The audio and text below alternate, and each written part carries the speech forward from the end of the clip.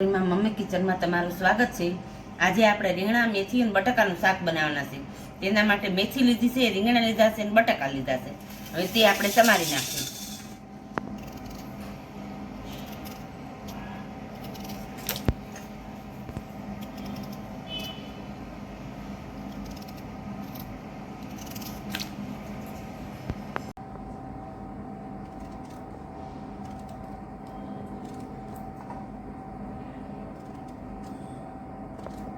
આપણે મેથી પણ એડ કરી દઈએ।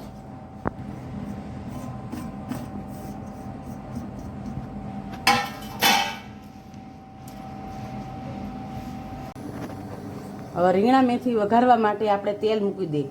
5 થી 6 પાવડા તેલ મૂકવાનું। જીરું મૂકીને વઘારવાનું। આમાં રાઈ નથી આવતી, આમાં જીરું મૂકવાનું।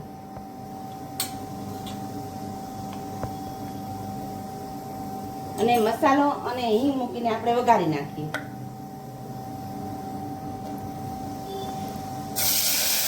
અડધા પાલા જેવું પાણી નાખવાનું, બહુ નહીં।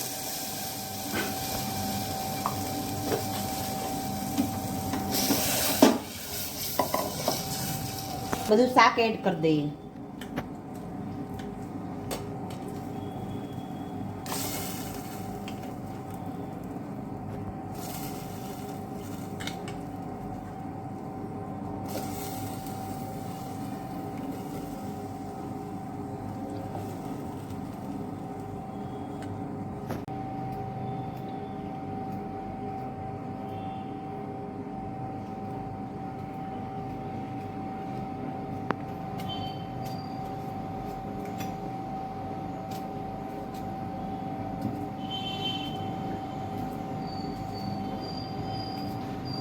આમાં અમે લસણ નાખતા નથી અત્યારે, લસણ નાખીને નહીં વઘારવાનું।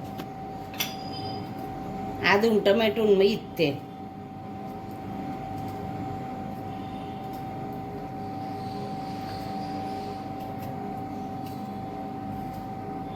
સ્વાદ અનુસાર મીઠું,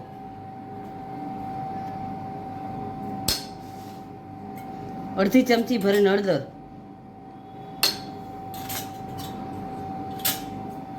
1 ચમચી ભરીને મસાલો, 1.5 ચમચી જેવો, 1 ચમચી ભરીને જીરું,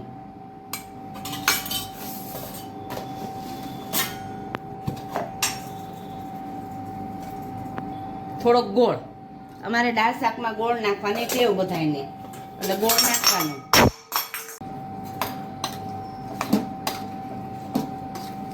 હવે આપણે 3 વિસલ વગાડી નાખીએ આને। હવે રીંગણા મેથી બટાકાનું શાક છે, તેમાં આપણે સીટી વાગી ગઈ છે, તે જ આપણે જોઈ લઈએ। હા, આપણું શાક સરસ થઈ ગયું છે, મજાનું। ફરીથી ગાર્નિશ કરી લઈએ।